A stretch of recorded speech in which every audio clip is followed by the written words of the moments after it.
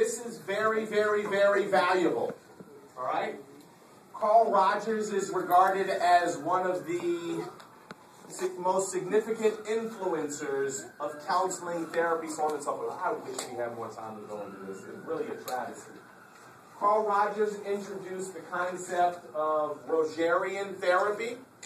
And Rogerian therapy simply means that you are the most important person in the office with the therapist. So everything is centered around you. And we simply affirm and attend to you. Make sense? You are the most, we don't come in with a strategy. We don't come in with a game plan. We come in, and if you want to talk about marshmallows, we'll talk about marshmallows. If you want to talk about, Teenage Mutant Ninja Turtles, then we'll talk about that for 6 hours.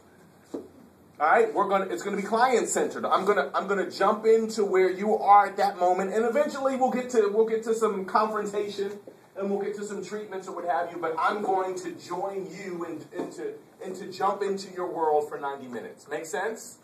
All right. So we can't really hang out here. Is that like a high risk? What's that? Is that like a high risk patient or something like that? Not necessarily. All right. What Carl Rogers says is the most important thing. This is really important. You're going to see it on your final. The most important thing for a client to establish is a rapport.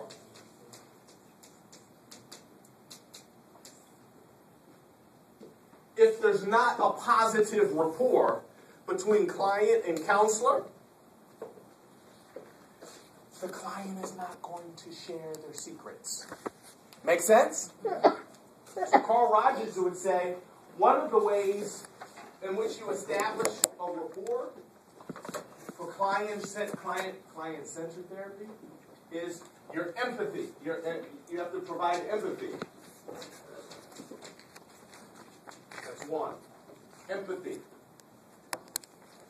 Number two, unconditional.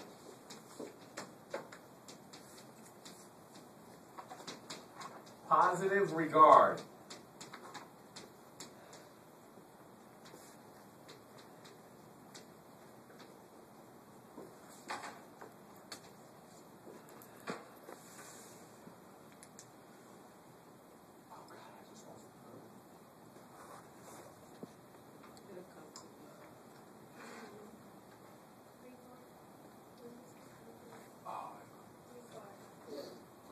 Unconditional positive regard, empathy. Oh, this is killing me. I just lost the third one. And I should know this. Like the back of my hand.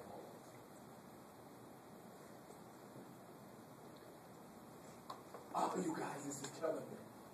Communication.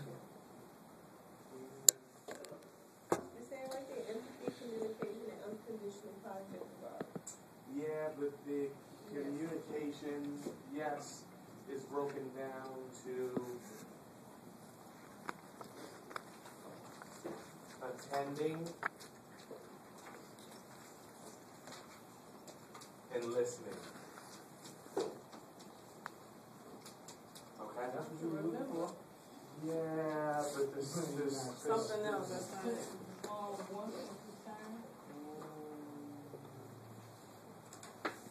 No, we'll go with this. The client has to understand that you're there primarily to listen and absorb from them. That's why it's client-centered. With this approach, you're doing less speaking and more listening. Make sense? Mm-hmm. That's why it's client-centered. You guys get that? Yes. Okay, gotta move. Existential is a form of humanist, helps clients explore the meaning of existence and face with courage the great issues of life, such as death, freedom, free will, alienation, and loneliness. Family therapy. I love family therapy. The benefits of treating the whole family instead of one of its members. What do you all think are the benefits of that? Bringing everybody in together. Why is that good? Colin said it's good. Why do you think it's good? You see where You get more than one point of view. Okay, but listen. I can get that with everybody coming in at different times.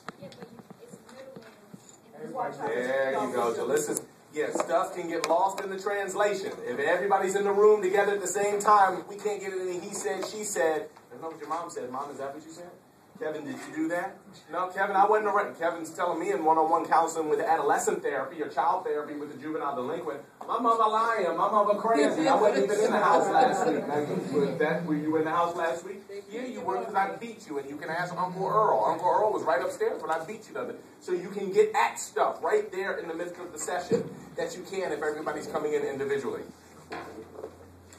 All right, assume that individual problems develop within the context of the whole family. This is valuable because we just got finished studying a couple of weeks ago that there's a shared environment and then there's a non-shared environment within the child-parent influence, right, within that relationship, okay?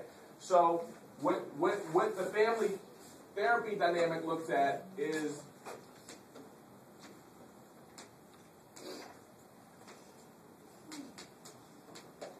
all of these different family systems and influences that impact Maria, okay, from a family standpoint. All right, she doesn't have a relationship with her father. Her mother's stressed out because her father's not there, and her mother's having to work three jobs.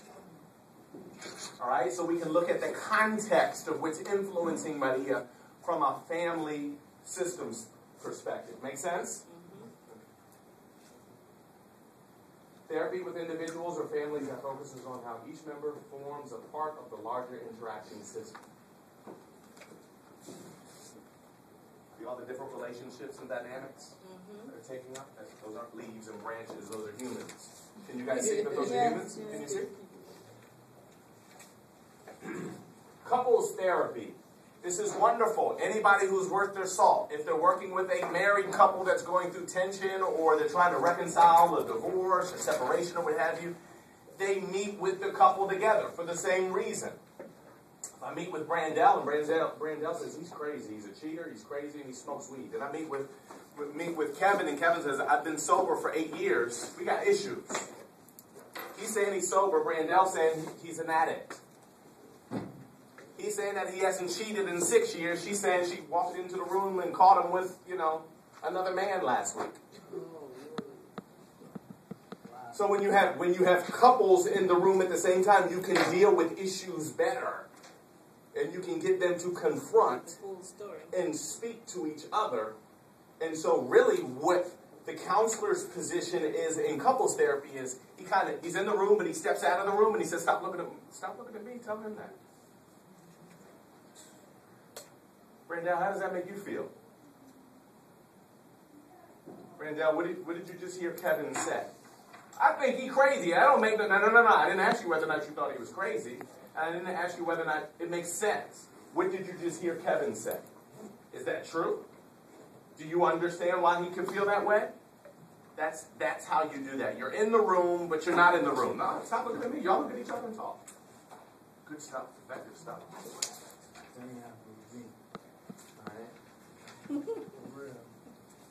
Integrative approach. At the end of the day, this is what Professor Morgan believes is the best approach. It's either called the integrative approach or the eclectic. The eclectic approach. When you hear someone say that somebody is eclectic, I'll write that out.